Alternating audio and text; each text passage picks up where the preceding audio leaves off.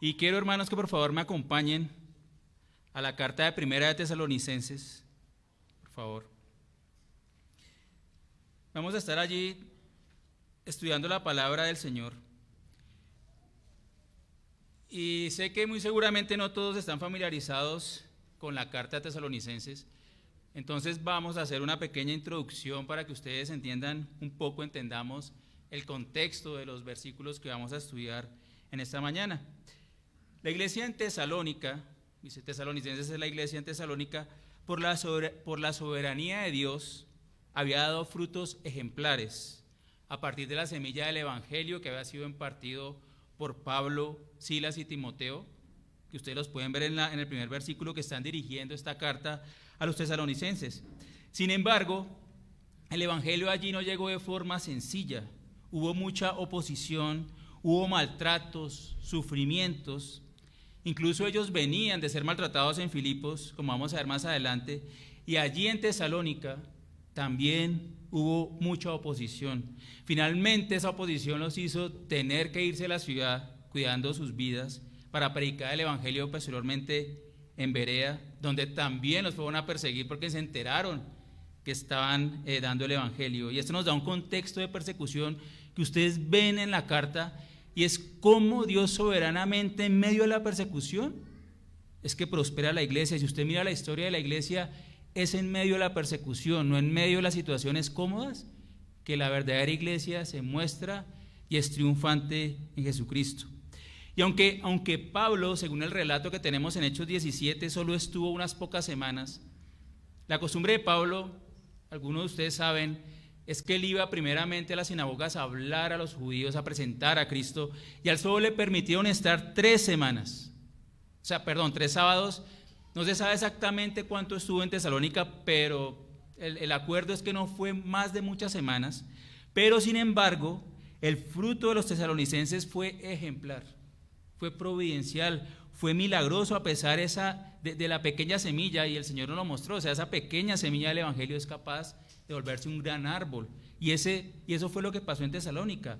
Y ellos llegaron entonces a ser imitadores de Pablo. Por favor, acompáñenme al capítulo 1, versículo 6, mire lo que dice aquí Pablo acerca de los tesalonicenses.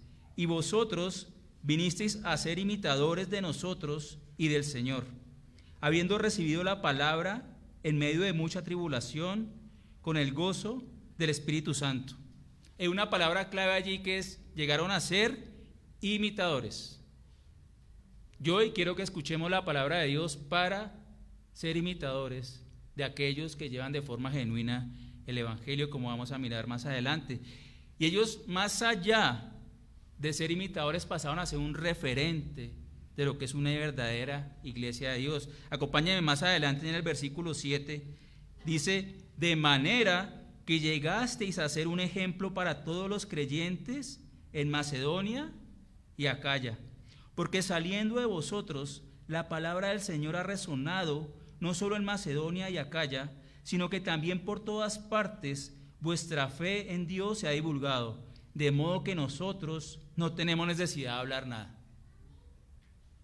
Pablo, Silas, Timoteo no tenían que decir nada de Tesalónica. Los mismos tesalonicenses eran testimonio en la región donde estaban de que era una iglesia que hacía resonar la palabra de Dios, hacía resonar la palabra de Dios. Hermanos, ¿y no es esto lo que deseamos en nuestras iglesias? Iglesias fieles que imitan lo que nos fue dado por los apóstoles de Jesucristo, para que también seamos imitadores de Cristo. Esto es lo que anhelamos, hermanos. Y esta carta nos permite ver los principios de que eso pueda darse. Necesitamos iglesias, hermanos, donde la palabra del Señor resuene por todas partes, dando evidencias de una fe verdadera. ¿Cómo anhelamos y necesitamos esas iglesias, hermanos? ¿Cómo las anhelamos? Pues mirad aquí, hermanos, miremos que aquí tenemos un ejemplo a imitar, para que lleguemos a ser esa iglesia, otra palabra que quiero que graben hoy, que solo busca agradar, 2 verbos, imitar, una iglesia que solo busca agradar a Dios y traer gloria a su nombre. Pero falta algo. Para que existan tales iglesias, también es necesario que haya hombres genuinos que lleven a cabo el liderazgo de la obra del Evangelio de Dios. Y creo que noten algo más, el Evangelio de Dios, porque así se refiere Pablo al Evangelio, el Evangelio de Dios, y después dice el Evangelio de Jesucristo, que es acerca de Jesucristo, pero es que es el Evangelio de Dios. Es por esto que esta carta, además de mostrarnos el ejemplo de una iglesia virtuosa, también nos lleva a ver las marcas, y eso es lo que vamos a estar viendo hoy, las marcas de los ministros genuinos y verdaderos que Dios usa para llevar su evangelio. Esta carta refleja la exhortación también de Pablo y sus compañeros para que los tesalonicenses crecieran en santidad. Es decir, estos hombres eran irreprensibles, podemos resumirlo como vamos a ver más adelante, pero ellos siendo irreprensibles, exhortaban a la iglesia para que fuera también irreprensible. ¿Y por qué irreprensible? Porque Cristo viene, hermanos. Y les dejo de tarea, si usted mira la carta, aunque los capítulos son creados posteriormente, no están en el original escrito griego, al final de cada capítulo, vea usted hoy en la tarde que al final hay una mención de la venida de Jesucristo inminente. Hay una mención. Miren el versículo 10 del capítulo 1. Y esperar de los cielos a su Hijo, el cual resucitó entre los muertos, es decir, a Jesús, quien nos libra de la ira venidera. E incluso más adelante, en el capítulo 4, Tesalonicenses es conocido por la carta que da una descripción más detallada de la venida de Cristo, pero eso es otro mensaje, pero les queda para que ustedes puedan estudiarlo. Entonces estos hombres que eran irreprensibles, querían que sus ovejas que les habían sido dado por Dios fueran irreprensibles. Ahora, ustedes mirarán, los que miran el boletín, el título es un poco ambicioso, porque el título dice las marcas de un ministro genuino del Evangelio. Y para decir la verdad, si yo quiero ver todas las características y marcas de un ministro verdadero del Evangelio, necesito ver toda la Escritura. No solamente el Nuevo, sino el Antiguo. Y si hablamos de Pablo, que es el referente como misionero, como pastor, como aquel que estaba poniendo las iglesias, como aquel que cuida, tendría que mirar todas las cartas. Pero, ¿por qué he puesto este título al mensaje en estos versículos? Porque los versículos que vamos a estudiar hoy muestran de forma especial, no lo externo, no solamente lo externo, sino las motivaciones que llevaron estos hombres cuando llevaron el Evangelio a Tesalónica. Y esto revela que estos hombres eran ministros verdaderos y sin engaño. Miren lo que dice el capítulo 2, versículo 10 acerca de ellos, el alto estándar que tenemos.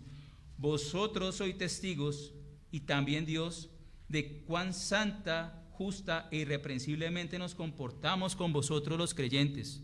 Es lo que dice allí Pablo. Y pese a que ellos eran ministros verdaderos del Evangelio, hay otra cosa que es necesaria saber cuando miramos esta carta, y es que ellos ya no estaban, como les mencioné, tuvieron que huir, pero en ocasión de su ausencia, aunque esto no es mencionado de forma explícita en la carta, sí se puede ver por la evidencia, porque realmente Pablo está haciendo una defensa.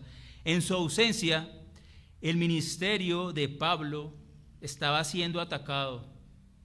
Es decir, se veían las evidencias externas de la evangelización que ha hecho Pablo, de la obra de los tesalonicenses, pero estaban atacándolo. Ok, ahí está la gran obra que ha hecho Pablo, Silas y Timoteo, pero él tiene otras intenciones. Él está buscando lo suyo, él los engañó. Y querían atacar entonces las intenciones, los motivos de Pablo y ponerlos en tela de juicio. Querían poner en tela de juicio la integridad de Pablo, querían poner en tela de juicio la verdad misma de lo que Pablo proclamaba. Porque uno no puede atacar a una persona sin atacar su mensaje. Y es aquí que vemos que la persona y el mensaje se hacen uno. Y entonces la defensa de Pablo se centró en el sencillo método de dejar que su testimonio de sí mismo y sus compañeros en Tesalónica hablara por ellos. Y hay otra frase que ustedes pueden encontrar allí, y es vosotros mismos sabéis. Aparece varias veces. Está en el capítulo 1, versículo 5, dice como sabéis. En el capítulo 2, versículo 1 dice vosotros mismos sabéis. Más adelante en el versículo 2 dice como sabéis. En el capítulo 2, versículo 9 dice, porque recordáis, versículo 10, vosotros sois testigos, y así sigue en la carta. Pablo está trayendo a la memoria lo que ellos atestiguaron acerca de Pablo y los demás misioneros. Y entonces él quería que contrastaran, que evaluaran si los cargos, lo que estaban diciendo en su contra, eran coherentes con la vida que le había llevado con los tesalonicenses en las pocas semanas que estuvo con ellos, hermanos. Y, hermanos, esta es la mejor evidencia que podemos tener de nuestras vidas, o la mejor defensa, y es nuestro testimonio. Ahora, ustedes dirán, bueno, van a hablar solamente de los pastores, ministros del evangelio, evangelistas, etcétera. Pero no es solamente esto. Es que, como vamos a ver, todos y cada uno de nosotros hemos sido puestos por Dios como ministros del evangelio. Como creyentes tenemos la responsabilidad de llevar la palabra de Dios de forma pura y genuina. Y es por eso que estos principios nos aplican a todos y cada uno de nosotros. Y entonces, en esta defensa de Pablo que vamos a ver hoy, parte de la defensa, porque todo el capítulo 2 habla de esto y aún más porciones, presenta para nosotros las mejores pruebas de la pureza de un ministro genuino del evangelio. Pero hay algo también muy importante, hermanos, y es que no era solo la defensa de Pablo. Si esas acusaciones falsas hubieran logrado su propósito, no hubieran afectado solamente el nombre de Pablo, sino el nombre mismo del evangelio, porque la iglesia estaba empezando y esto era un ataque satánico para destruir la obra, pero sabemos que las puertas del Hades no prevalecen contra la iglesia de nuestro Señor Jesucristo. Entonces querían atacar la misma obra del comisionamiento de Pablo, que era llevar el evangelio a todo el mundo. Hermanos, Dios usa todo para sus propósitos. Si nos hubieran dado estas acusaciones, no tendríamos hoy ese testimonio del corazón del apóstol Pablo y sus motivaciones sinceras. Ahora sí, vayamos a los 4 versículos que vamos a estudiar hoy. Acompáñenme al capítulo 2, versículos del 1 al 4. Dice así la palabra de nuestro Dios. Porque vosotros mismos sabéis, hermanos, que nuestra visita a vosotros no fue en vano, sino que después de haber sufrido y sido maltratados en Filipos, como sabéis, tuvimos el valor, confiados en nuestro Dios, de hablaros el evangelio de Dios en medio de mucha oposición. Pues nuestra exhortación no procede de error, ni de impureza, ni es con engaño, sino que así como hemos sido aprobados por Dios para que se nos confiera el evangelio, así hablamos, no como agradando a los hombres, sino a Dios, que examina nuestros corazones.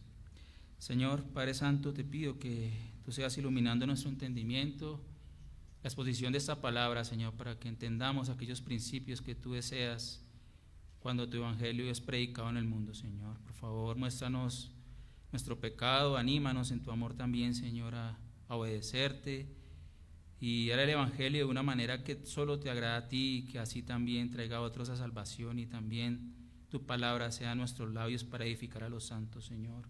Toma control de mis palabras y de la mente de todos nosotros para recibir tu preciosa palabra, que es inerrante. En el nombre de tu Hijo Jesucristo lo pedimos. Amén. Vamos a ver entonces en este pasaje 3 marcas o 3 características de un ministro verdadero o genuino del evangelio. Y estas marcas nos van a animar a imitar, a seguir el ejemplo dejado por estos apóstoles de Cristo, como dice la misma carta, como los llama a ellos, apóstoles de Cristo. Y los vamos a imitar, ¿para qué? Para que busquemos agradar solamente a Dios. Solamente a Dios. Unas marcas que nos animan a seguir el ejemplo dejado por los apóstoles de Cristo, de manera que busquemos agradar solamente a Dios. Entonces vamos a imitarlos y vamos a estudiar entonces qué es lo que había en los corazones de estos hombres según lo que nos dice el registro de las Escrituras. Y la primera marca es que un ministro verdadero del evangelio es valiente solo en Dios. Y eso está en los versículos 1 y 2. Es valiente solo en Dios. La segunda marca es que un ministro genuino del evangelio es íntegro delante de Dios. Eso lo vamos a ver en el versículo 3. Y la tercera marca es que es un ministro genuino, verdadero, es agradable a Dios. Eso lo vamos a ver en el versículo 4, repito. 1, valiente. 2, íntegro. 3, agradable a Dios. ¿Por qué decimos que la primera marca es la valentía? ¿Qué es lo que estamos viendo? Y quiero que volvamos a leer los versículos 1 y 2, porque hay un gran contraste, ahí se muestra muchas cosas. Voy a volverlo a leer, dice: porque vosotros mismos sabéis, hermanos, que nuestra visita a vosotros no fue en vano, sino que después de haber sufrido y sido maltratados en Filipos, como sabéis, tuvimos el valor, confiados en nuestro Dios, de hablaros el evangelio de Dios en medio de mucha oposición. ¿Por qué estaba Pablo en Tesalónica? Él no estaba por casualidad, él no estaba de excursión, él no estaba en un plan de explorador. Pablo fue un misionero poniendo iglesias, no tenía tiempo de tomar vacaciones, y esto hacía parte del plan del comisionamiento divino. Y quiero que recordemos las palabras que el Señor le dijo a Ananías acerca de Pablo en Hechos 9:15. Recordemos lo que le dijo y cómo se estaba cumpliendo aquí en Tesalónica, en Macedonia. Esto era profético. Miren lo que le dijo: ve, porque él me es instrumento escogido, hablando de Pablo, para llevar mi nombre en presencia de los gentiles, de los reyes y de los hijos de Israel, porque yo le mostraré cuánto debe padecer por mi nombre.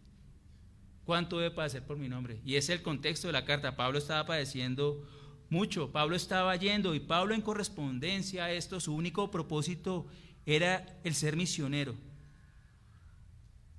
El encargo de Pablo fue único, hermanos. A él le fue encomendado el llevar el evangelio en presencia de todos los hombres. Y el decir que no fue en vano, ¿qué significa que no fue en vano? Significa que no fue sin propósito. El propósito de la venida, de la ida de Pablo a Tesalónica, de su visita, era predicar el evangelio. Ese era el propósito de Pablo. Debía llevar el nombre de Jesús como Señor, y esto sí fue realizado en Tesalónica. Y es lo que deberíamos hacer todos nosotros, hermanos. Donde vamos deberíamos llevar el nombre del Señor. Este momento es una oportunidad. Y miremos aquí que en este pasaje empieza con la frase: porque vosotros mismos sabéis. ¿Qué vemos? Pablo no estaba revelando nueva información a los tesalonicenses. En lugar de ello, Pablo apela al conocimiento que los tesalonicenses tenían acerca de la vida de Pablo en Tesalónica. Y como ya les mencioné, les dice: porque vosotros mismos sabéis, una frase que usa o parecidas muchas veces. Es decir, eran testigos de lo que Pablo les estaba hablando. Ellos eran testigos, y Pablo les decía: recuerden, hermanos, recuerden lo que pasó allá. Pero algo más allá de esto, hermanos, ellos mismos eran el fruto del ministerio, valga la redundancia, fructífero de Pablo al llegar a Tesalónica. Ellos eran el fruto de Pablo y eran testigos del ministerio que Pablo llevó a cabo allí. Ellos eran la evidencia viva que Pablo era quien decía ser. Una prueba imborrable. Pablo estaba siendo sometido a prueba por estos falsos acusadores, pero hay unas pruebas vivientes que decían: Pablo es genuino. Eran las pruebas verdaderas acerca de Pablo. Y entonces Pablo inició la predicación del evangelio en Tesalónica, pero Dios, hermanos, donde está Dios, también respalda esto con su poder para dar fe en su palabra y así salvar a muchos. Y esto sucedió en Tesalónica. Y estas personas han sido transformadas por Dios y se han convertido a Dios. Miremos el versículo 5 en el capítulo 1. Pues nuestro evangelio no vino a vosotros solamente en palabras, sino también en poder y en el Espíritu Santo, y con plena convicción, como sabéis qué clase de personas demostramos ser entre vosotros por amor a vosotros. Hay mucho que predicar acá, hermanos. Pero ahí vemos la obra del Espíritu Santo, la convicción, no solamente en palabras, sino en poder. ¿Cuál es el poder de Dios? No son experiencias extáticas o cosas, no sé, escandalosas, pueden llegar a ser, sino es el poder de salvación. Es el mayor poder de Dios, es la salvación de los hombres. Eso lo podemos ver cuando damos el evangelio. Es un gran poder que podemos ver. Y más adelante, fíjense en el versículos 9 y 10, ¿en qué se han convertido los tesalonicenses? Pues ellos mismos, es decir, la gente que está alrededor de ellos, cuentan acerca de nosotros, de la acogida que tuvimos por parte de vosotros y de cómo os convertisteis de los ídolos a Dios para servir al Dios vivo y verdadero, y esperar de los cielos a su Hijo, al cual resucitó entre los muertos, es decir, a Jesús, quien nos libra de la ira venidera. Y vemos que el conocimiento que ellos tenían, lo reitero, no venía de otra fuente. Ellos mismos eran los protagonistas de lo que estaba pasando, eran protagonistas no de la obra de Pablo, Silas y Timoteo, sino la obra de Dios a través de ellos. Pero aquí hay una enseñanza clara para nosotros y la vamos a vivir también. Y es que esta obra de Dios en Tesalónica, aunque tuvo mucho éxito, también tuvo muchos problemas, tribulaciones, sufrimientos. No fue cómodo. No fue que Pablo llegó, predicó, 30,000 se convirtieron, lo invitaron a cenar y se fue lleno de gloria a otra ciudad. No, el evangelio trae oposición, todo lo contrario. Miren, el ministerio de Pablo y sus compañeros, cuando llegan a Tesalónica, venía lleno de padecimientos en Filipos. Y si ustedes miran Hechos 16, miren lo que nos muestra Hechos 16. Ellos fueron acusados de alborotar la ciudad con enseñanzas ilícitas. Hermanos, hoy en día nuestra enseñanza acerca del hombre, la mujer, el matrimonio, el aborto, por poner unos ejemplos, se han vuelto de enseñanzas ilícitas. Y cada vez va a ser por poner un ejemplo. Más allá, debemos decirle a las personas que son pecadores y que necesitan arrepentirse. Es un mensaje ofensivo. Debemos darlo en amor, pero es un mensaje que ofende. Pero más allí estas personas decían enseñanzas ilícitas. Entonces Hechos nos relata que sus ropas fueron rasgadas, fueron azotados muchas veces con varas y los encarcelaron. Luego les pusieron un cepo en los pies, o sea, como un candado en sus pies, para que me entiendan, para asegurarlos. Todo esto es muy doloroso, hermanos. Ellos fueron humillados. Y muy seguramente, hermanos, Pablo aún llevaba las marcas en su cuerpo cuando llega a Tesalónica. Aún lleva las marcas. O sea, este hombre está viviendo los padecimientos del evangelio. En la carta a los Gálatas, que fue escrita un año antes aproximadamente, miren lo que dice Pablo en el capítulo 6, versículo 17. De aquí en adelante nadie me cause molestias, porque yo llevo en mi cuerpo las marcas de Jesús. Y cuando dice las marcas, se refiere a cicatrices. El cuerpo de Pablo era evidencia viva del sufrimiento, del padecimiento físico, emocional, el abuso que sobre él se hacía. Y Pablo, aproximadamente 5 años después de lo que sucede en Tesalónica, entonces le escribe a los Corintios, y en 2 de Corintios, en el capítulo 11, versículo 24 en adelante, mire lo que dice Pablo. Muchos de nosotros lo hemos leído. De los judíos, 5 veces he recibido 40 azotes menos 1. 3 veces he sido azotado con varas, 1 vez apedreado. 3 veces he padecido naufragio. 1 noche y 1 día he estado como náufrago en alta mar. En caminos muchas veces, en peligros de ríos, peligros de ladrones, peligros de los de mi nación, peligros de los gentiles, peligros en la ciudad, peligros en el desierto, peligros en el mar, peligros entre falsos hermanos, en trabajo y fatiga, en muchos desvelos, en hambre y sed, en muchos ayunos, en frío y en desnudez. Y además de otras cosas, lo que sobre mí se agolpa cada día, la preocupación por todas las iglesias. Y sigue, usted puede seguir leyendo, y no llega un punto como que dice, Pablo, ya entendí que está sufriendo.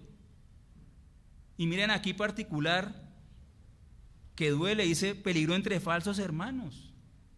El sufrimiento mayor y más doloroso es el que pueda venir dentro de la propia congregación, es decir, hay amenaza, sufrimiento afuera, al interior de la iglesia también. Y Pablo entonces era un testimonio vivo y verdadero del padecimiento y oposición a causa del evangelio de Dios. ¿Cuál iba a ser la respuesta de Pablo?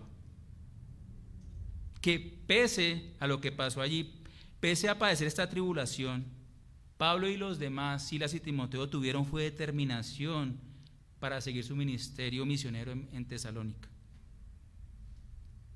Miremos cuál era la actitud de Pablo. Miremos el ejemplo de Pablo y recordemos un poquito de Filipenses, que Pablo era un hombre muy valiente. Yo creo que es el referente de valentía que tenemos en el Nuevo Testamento. Y miren lo que dice Pablo y que está en Filipenses capítulo 2. Para mí, el vivir es Cristo y el morir es ganancia. ¿Cómo vas a frenar a un hombre que no le teme a la muerte? ¿Cómo vas a frenar a un hombre que dice que el morir es ganancia?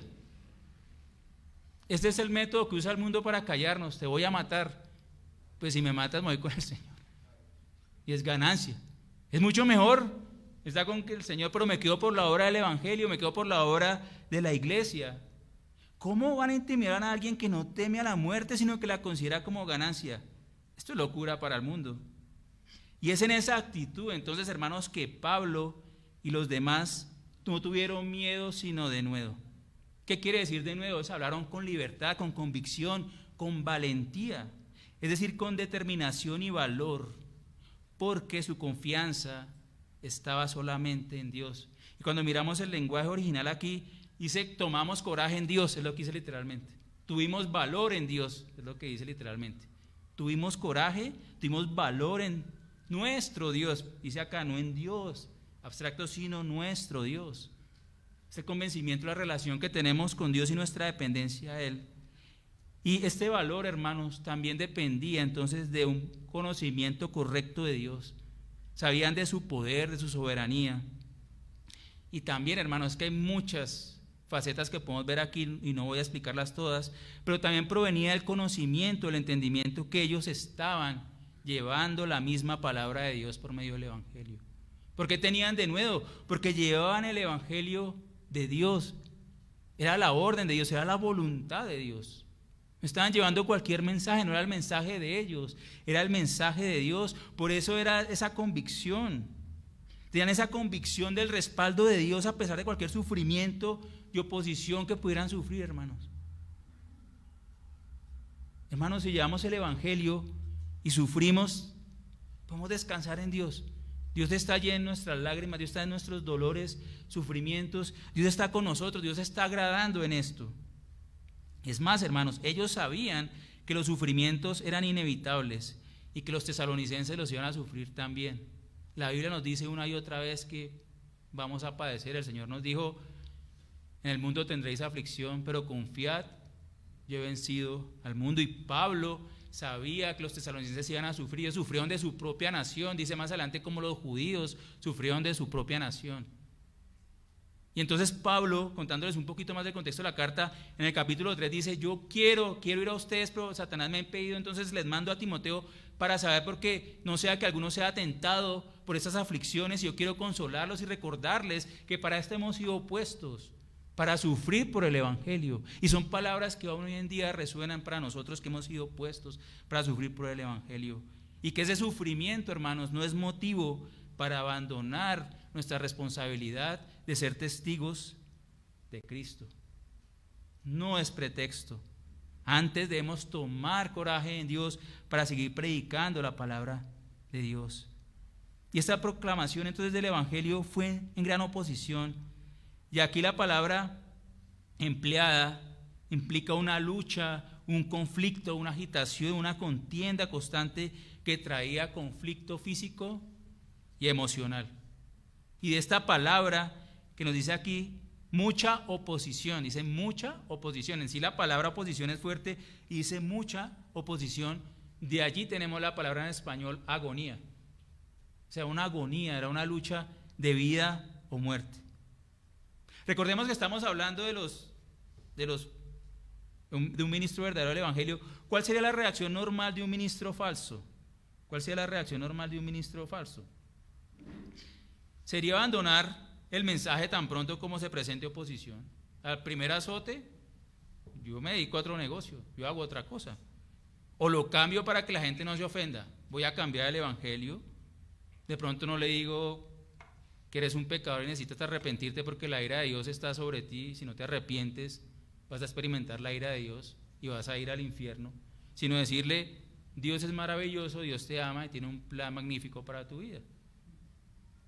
Y eso no lo quise la Biblia. Sí tiene un plan maravilloso para vida eterna y para matarnos en esta vida, para darnos una nueva vida que no peque y que lo glorifique a Él. Pero entonces el verdadero ministro del Evangelio se mantiene firme en el mensaje. Debemos mantenernos firmes en el mensaje, porque Él solo toma sus fuerzas y confianza en Dios. Y esto que le pasó a Pablo no fue nuevo, fue lo mismo que le pasó a Jeremías muchos siglos atrás. Acompáñenme a Jeremías 20, por favor. Jeremías tuvo mucha oposición, pero de su pueblo también, y el contexto de Jeremías está trayendo el mensaje de juicio por la infidelidad de Israel. Pero Jeremías, ¿cómo reacciona? Y miren lo que dice en el versículo 9. Jeremías 29. Pero si digo, no lo recordaré, ni hablaré más en su nombre, esto se convierte dentro de mí como fuego ardiente, encerrado en mis huesos. Hago esfuerzos por contenerlo y no puedo, porque he oído las murmuraciones de muchos, terror por todas partes, denunciémosle. Todos mis amigos de confianza, esperando mi caída, dicen, tal vez será persuadido, prevaleceremos contra él y tomaremos de él nuestra venganza. Miren lo que dice acá, pero el Señor está conmigo como campeón temible. Por tanto, mis perseguidores tropezarán y no prevalecerán, quedarán muy avergonzados, pues no han triunfado, tendrán afrenta perpetua que nunca será olvidada. Y ustedes dirán, yo no he recibido estos ministerios de Pablo y Jeremías. Ellos tenían que sufrir fuertemente, pero como hablábamos antes, hermanos, sí hemos sido llamados a llevar el Evangelio a donde vayamos. Recordemos las palabras de Pedro en 1 de Pedro capítulo 2 versículo 9. Dice, mas vosotros sois linaje escogido, real sacerdocio, nación santa, pueblo adquirido por Dios, para que anunciéis las virtudes de aquel que os llamó de las tinieblas a su luz admirable. Debemos anunciar las virtudes.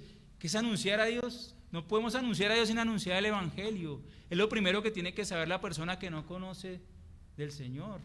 El Evangelio acerca de Jesucristo, el Evangelio de Dios acerca de Jesucristo, como dice Pablo en Romanos. Hermanos, realmente nos sobran oportunidades para dar el Evangelio. Esas reuniones familiares o de trabajo donde tú eres el único en esa mesa creyente. Y sé que muchas veces nos ha pasado, callamos, nos amedrentamos, somos cobardes. Pero hemos sido cobardes, pero en otras hemos hablado también, pero esas son oportunidades para hablar de Jesucristo y su Evangelio.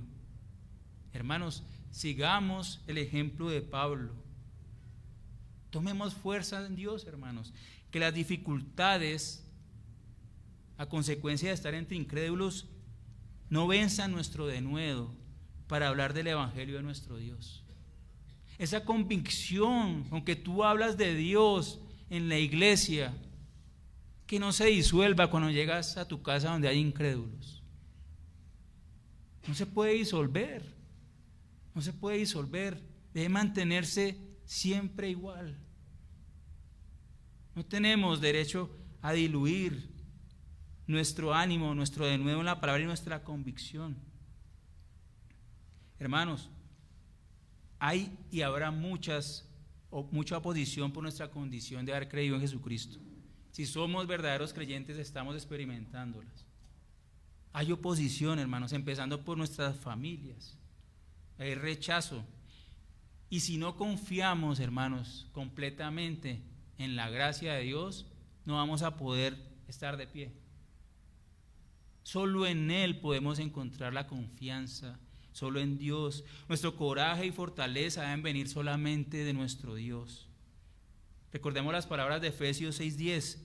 Por lo demás, fortaleceos en el Señor y en el poder de su fuerza. Hermanos, es que no hay poder fuera de Dios. Solo hay un poderoso. Ese es Jehová. No hay poder fuera de Dios. El poder que tienen los hombres es concedido por Dios. La autoridad que tienen los hombres es concedida por Dios. Solo hay poder en la Trinidad. Solo Dios tiene el poder. Solo Él es nuestra fortaleza. Él es la fuente de poder. Somos sus hijos, hemos sido adoptados. Tenemos su espíritu, tenemos su palabra, tenemos el encargo, hermanos. ¿Qué más necesitamos? Tenemos el poder del Espíritu Santo actuando en nosotros. Recordemos en otro contexto lo que el Señor le dijo a Josué en Josué 1:9. Esto es precioso, estas palabras. Mira lo que le dice antes de ir a la conquista de la tierra. ¿No te lo he ordenado yo? Sé fuerte y valiente. Sé fuerte y valiente. No temas ni te acobardes, porque el Señor tu Dios estará contigo donde quiera que vayas. Y el Señor Jesucristo nos dijo: he aquí, estoy con vosotros todos los días hasta el fin del mundo. Y nos lo dijo después de decirnos que teníamos que hacer discípulos en todas las naciones, yendo por todo el mundo. El Señor está con nosotros, hermanos. El Señor está con nosotros. Por eso debemos ser valientes. Pero esto tiene que estar respaldado, tiene que ir acompañado de más cosas en las que Dios se agrada. Y es que la segunda marca, como que les decía, es que el ministro genuino del Evangelio es íntegro delante de Dios. Y esto lo vemos en el versículo 3. Es un versículo corto pero muy profundo. Voy a volverlo a leer. Pues nuestra exhortación no procede de error ni de impureza, ni es con engaño. Cuando vamos a Hechos 17, vemos, como les comentaba, que Pablo y Silas fueron sacados en la noche y fueron enviados a Berea. Solo pudieron estar un poco de tiempo en la ciudad. Y entonces en su ausencia los estaban atacando falsamente. Y es que en ese tiempo había muchos predicadores itinerantes, había charlatanes, palabreros, que iban a dar mensajes, o sea, otros evangelios, no el evangelio de Dios, para buscar negocio, buscaban lo suyo propio. Y estaban diciendo: Pablo no es, él no es el mensajero de Dios, ese es otro charlatán, metámoslo en la misma bolsa de charlatanes. Y Pablo dice: no, porque mi carácter muestra que no soy charlatán. Yo vengo de parte de Dios, no soy un filósofo charlatán que busca su propio beneficio. Y aquí entonces vemos en este versículo que tanto el contenido como las motivaciones, como los métodos de Pablo eran transparentes, eran puros y verdaderos, hermanos.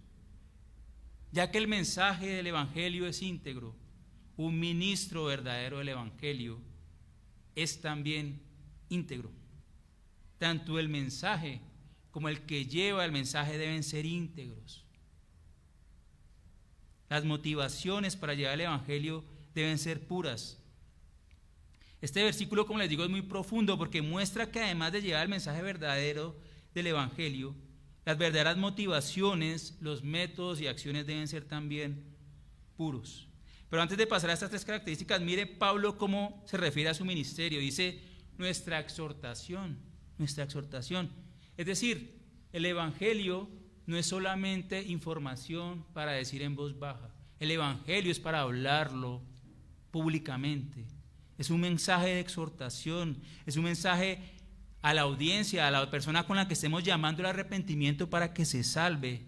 Es un mensaje de vida que confronta a la persona para que crea en Cristo y así cambie el curso de su eternidad, de su vida, que evite la ira venidera de Dios, como menciona el libro, y en su lugar experimente el amor de Dios. Hermanos, el Evangelio es el mensaje más serio que existe. No hay otro mensaje más serio. Y entonces demanda ese formato, por llamarlo así, de que no es solo información. Mira, yo no te estoy ofreciendo un negocio. Es que el rey te está mandando que te arrepientas. Si no, vas a sufrir las consecuencias del rey, porque el rey viene. Y vas a perecer. Reconcíliate. El rey quiere reconciliarse contigo. Arrodíllate delante del rey y arrepiéntete. Y debe ser presentado entonces de esta manera. Y Pablo aclara de dónde no provenía esta exhortación, y en primer lugar dice que esta no provenía de error. Ya que está hablando que no provenía de error, significa que era verdad, que era correcto, sin falsas doctrinas. Era un mensajero íntegro. ¿Cómo puede usted reconocer que un hombre es verdadero, que es sin error, que él predica solamente basado en lo que tenemos en estos 66 libros que Dios nos dio? No se sale de allí, no dice menos ni dice más. Hay que decirla completa, todo el consejo de Dios en la Escritura. Era un mensaje y un mensajero íntegros. Y entonces este llamado al arrepentimiento no era un mensaje falso, hermanos. El Evangelio es un mensaje verdadero, es el mensaje de Dios para los hombres. Pablo solo llevaba la palabra de Dios a ellos. Él no hacía más sino llevarles la palabra.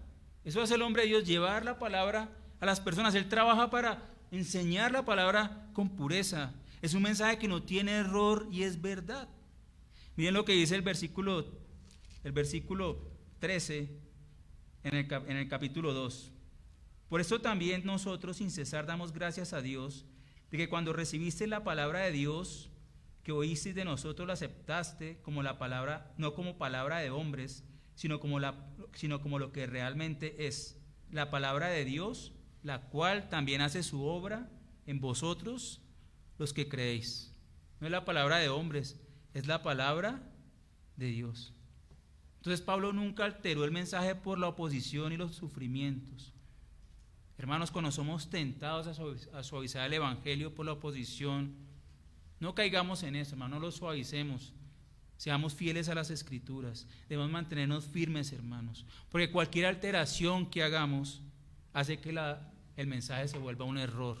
Hace que el mensaje se vuelva un error. Pero no es suficiente solo el contenido, hermanos, no es suficiente solo el contenido. Pablo dice que tampoco provenía de impureza. Tanto la palabra debe ser pura, debe ser correcta, pero también la motivación. Un predicador puede venir delante nuestro y habla muy bonito, habla muy bien, pero su corazón no cree lo que está diciendo, su corazón está lejos de Dios, su corazón no hay amor por la gente, solo le interesa otras cosas, como vamos a ver. Pero cuando dice que no provenía de impureza, es que la predicación de Pablo y sus compañeros no estaba basada en motivos impuros. Y en el contexto de la carta muy seguramente se refería a motivaciones de ambición y codicia. Viene el versículo 5 del capítulo 2. Porque como sabéis, nunca fuimos a vosotros con palabras lisonjeras, ni con pretexto para lucrar. Dios es testigo. No querían hacer negocio, y es tristemente lo que vemos hoy en muchas iglesias que se dicen cristianas. Su único motivo, el principal, es hacer dinero, es un negocio. Hermanos, un verdadero ministro del Evangelio desea y procura que su vida esté limpia de ambiciones que no sean las bíblicas. Porque estas ambiciones pueden ir más allá del dinero. Podemos ser tentados a querer fama, reconocimiento, incluso la comodidad en el ministerio. El ministro verdadero del Evangelio tiene como única ambición cumplir la voluntad de Dios, llevando el Evangelio de Dios y la palabra de Dios para que ésta haga su obra en los hombres. Esa es la actitud, esa es la ambición, llevar la palabra de Dios a los hombres, llevarla al mundo. Hermanos, debemos cuidarnos que el Evangelio nunca sea un pretexto para lucrarnos o recibir un beneficio propio. La motivación detrás del mensaje, que no tiene error, también debe ser pura. Y finalmente Pablo en este versículo dice que tampoco dijo ni es con engaño, dijo no es con engaño. ¿Y a qué se refiere Pablo acá? La palabra de la cual se traduce este engaño viene de la idea de poner a un pez un anzuelo, un señuelo.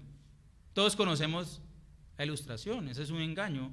O sea, ponemos un anzuelo, primero, que no está vivo, es de plástico o otro material, tiene colores, parece moverse pero está muerto, y entonces la persona que pesca lo pone allí, y el pez piensa que está vivo, piensa que es real, y él va engañado y coge el anzuelo y murió el pez.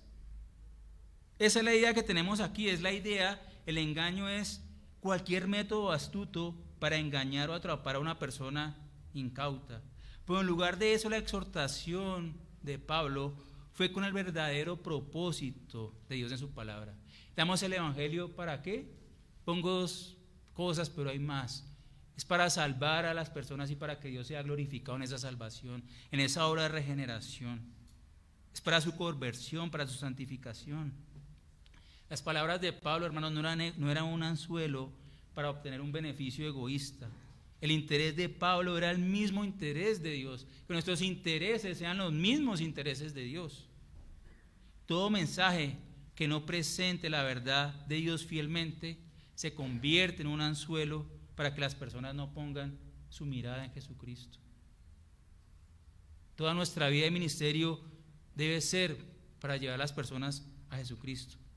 Hermanos, que no seamos hallados usando la palabra de Dios para dirigir las personas a algo diferente, a Dios mismo y a la santificación y la gloria a Dios. Nuestra enseñanza entonces debe ser sólida, debe ser verdad, debe ser y no debe ser impura, y los métodos también no deben ser engañosos, debe ser honesta y transparente. Hermanos, en el cristianismo, tanto los objetivos, las metas, los fines y los métodos también deben ser santos. Nosotros no podemos decir que el fin justifica los medios. O sea, yo no puedo hacer que la iglesia se vuelva de 500 personas haciendo cosas que no demanda la Escritura. No hay excusa. Los métodos también los pone la Escritura. No hay excusa para que haya engaño alguno en nuestros ministerios, en nuestras vidas. La palabra de Dios incluye todos los métodos, incluye absolutamente todo. No hay que ir fuera, hermanos. Aquí está cómo hacer iglesia, aquí está cómo evangelizar, aquí tenemos todo lo que necesitamos para la vida y la piedad, hermanos.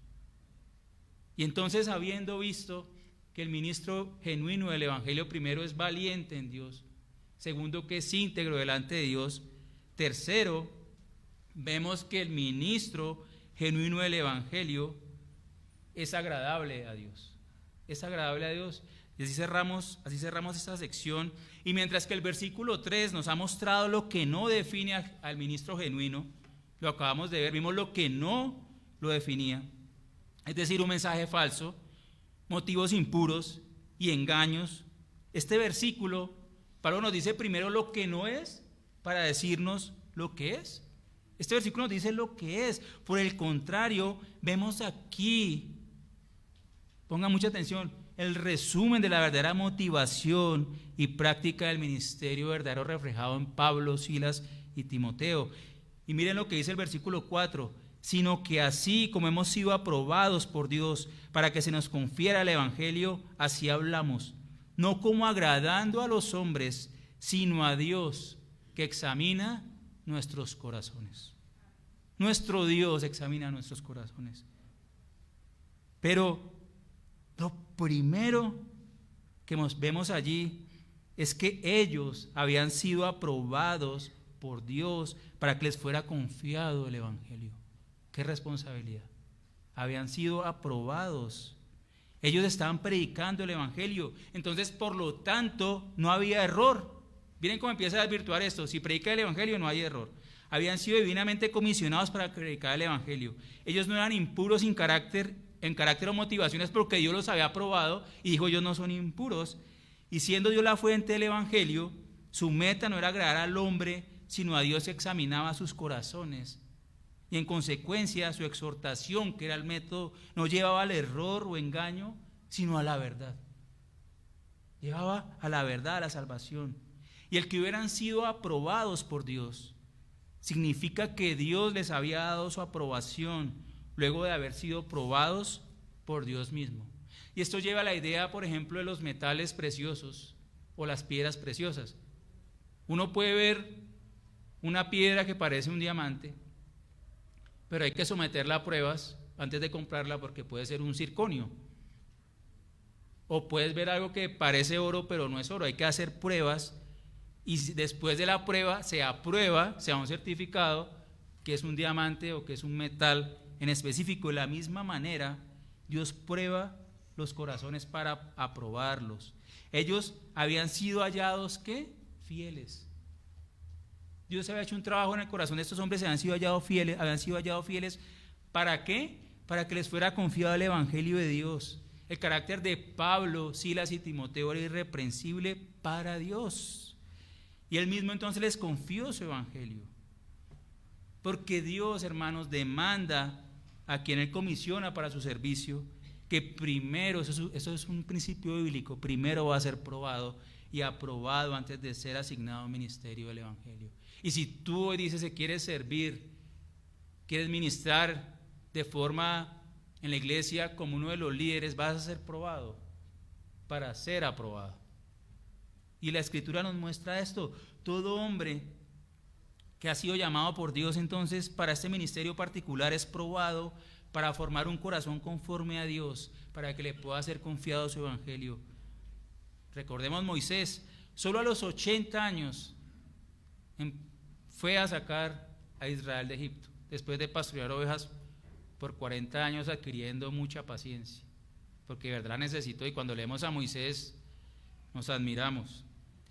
José, recuerden, también fue primero traicionado por sus hermanos, fue encarcelado injustamente antes de recibir honra en Egipto y permitir que viniera Jacob con su familia y se formara finalmente el pueblo de Israel al multiplicarse ellos.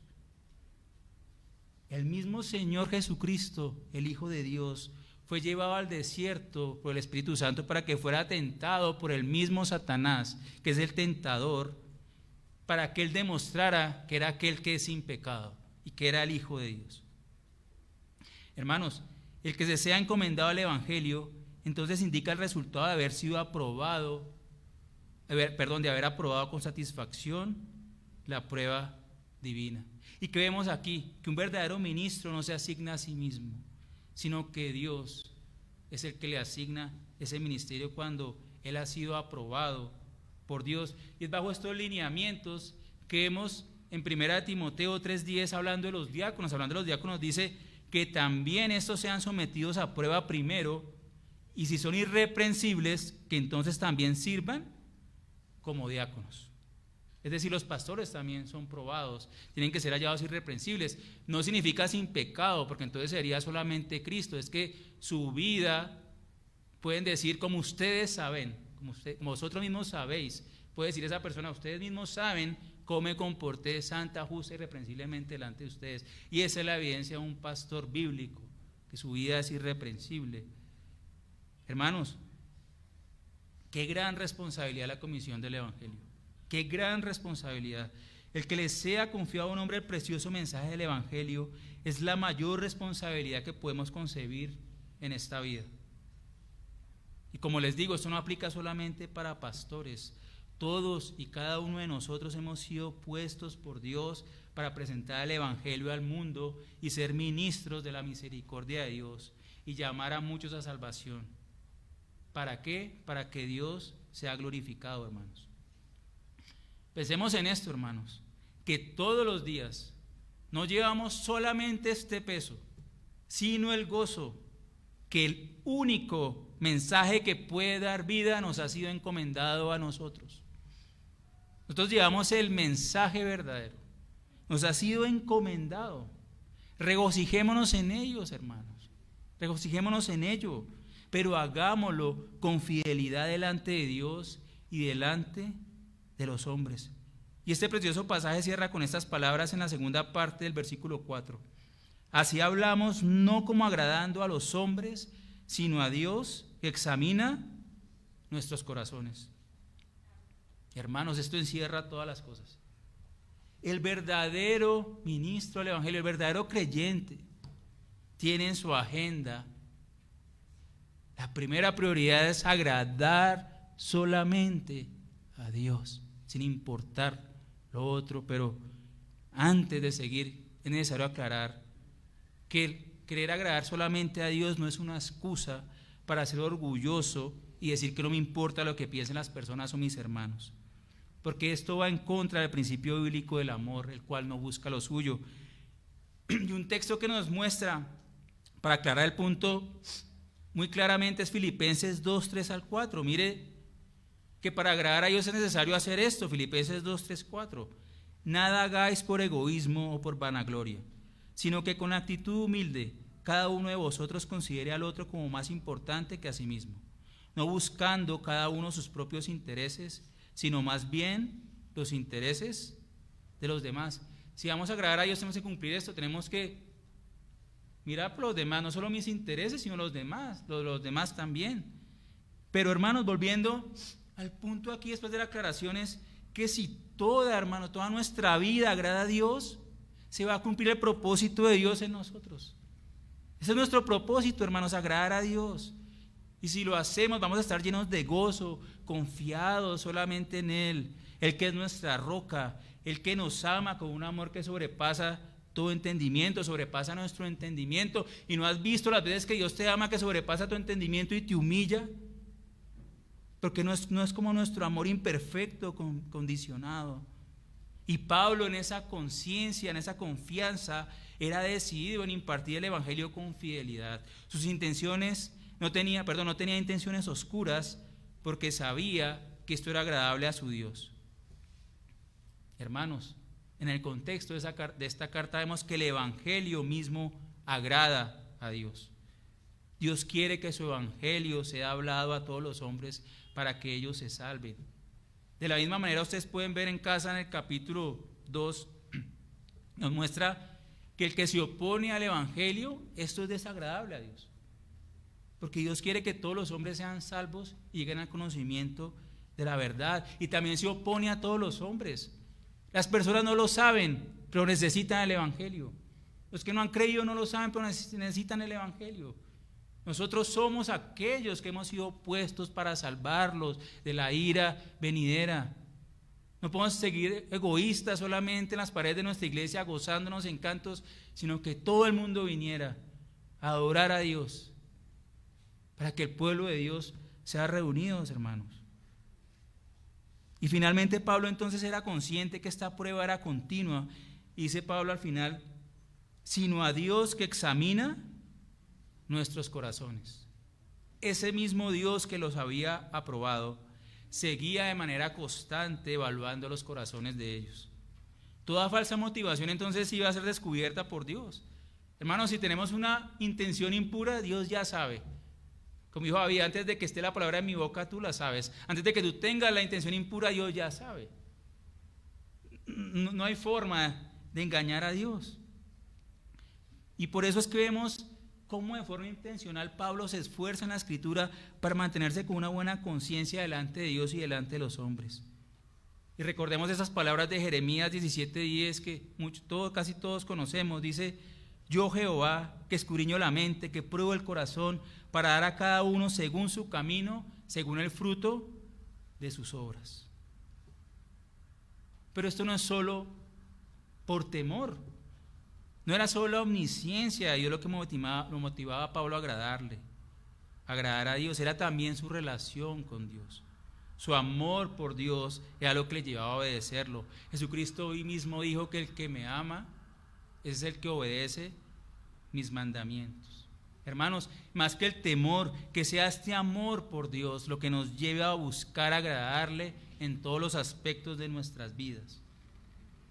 Hermanos, se nos ha dado la mayor de las comisiones, llevar el evangelio de Dios, pero debemos trabajar de forma esforzada para que este mensaje puro vaya siempre en vasos de barro limpios también, que no lo contaminen, no contaminemos el mensaje del evangelio, hermanos. En esto consiste nuestra santificación, hermanos, y creciendo en la gracia de Dios para que cada vez podamos dar mayor gloria a Dios y a su evangelio. Hermanos, todos hemos sido llamados para agradar a Dios siendo ministros fieles, genuinos y verdaderos del evangelio de Dios. Dios nos ha dado las pautas a seguir. Imitemos el ejemplo de Pablo. Debemos ser hombres, mujeres valientes en el Señor para dar el evangelio a pesar de la oposición. Procuremos siempre dar el mensaje puro según la Biblia, no según nuestra opinión. Nuestras vidas también deben perseguir la pureza en todas las áreas, no buscando nuestro propio interés egoísta. Y que nunca se haya a nosotros engaño para llevar a las personas a algo diferente a Cristo y su palabra. Hermanos, hemos sido puestos por Dios para esta gran comisión. pero debemos también saber que Dios examina constantemente nuestros corazones. Él está expectante, en amor, deseando que hagamos su voluntad. Y cada vez que llevamos el Evangelio y cada vez que por medio de nuestra predicación hay un salvo, hay fiesta en el cielo y Dios se agrada y hay regocijo en los cielos. Busquemos hacerlo por amor a Él que nos ama. Pero antes de terminar, hermanos, debo decirle que si usted vino hoy y no conoce a Cristo, no puede agradar a Dios. No puede aplicar estos principios. Su corazón no va a poder hacerlo. No ha sido transformado. La primera obra que Dios demanda de los hombres es que se arrepienta y venga al conocimiento de Jesucristo, que declare a Jesucristo como Señor y Dios. Y si usted vino hoy y no cree en Jesucristo, si no cree en su palabra, si sigue viviendo para usted y se sigue complaciendo en sus pecados, Dios no se agrada en usted, sino que la ira de Dios está sobre usted. Pero hoy es el mensaje de salvación para usted. Dios es amplio en perdonar. Por favor, arrepiéntase, porque el día de juicio viene, y Pablo lo sabía, en cualquier momento viene. Así que arrepiéntase para que pueda agradar a Dios y pueda entrar en el pueblo de Dios a disfrutar todas las bendiciones de la vida eterna. Oremos. Señor Padre Santo, te damos gracias por tu palabra. Señor, que como lo acabamos de ver, tu palabra no sea solo información en nuestras cabezas, en nuestras mentes, sino que hoy empecemos de forma decidida, Señor, a agradarte, dando el Evangelio, Señor. Que todo nuestro ser sea puro, que no haya engaño en nosotros, que nos ciñamos a tu palabra en lo que enseñamos, Señor. Que nuestras intenciones sean puras y que nuestros métodos no conozcan engaño, Señor. Te lo pedimos, Señor, que podamos seguir este ejemplo de Pablo y los demás, para que así como en Tesalónica, oh Dios, resonó tu palabra y fueron conocidos por su fe, también así en nosotros y en esta iglesia tu palabra resuene, Señor, y traiga a muchos a salvación, y que todo esto traiga gloria a tu nombre, Señor, y tú seas agradado en esto, Señor. En el nombre de tu Hijo Jesucristo lo pedimos. Amén.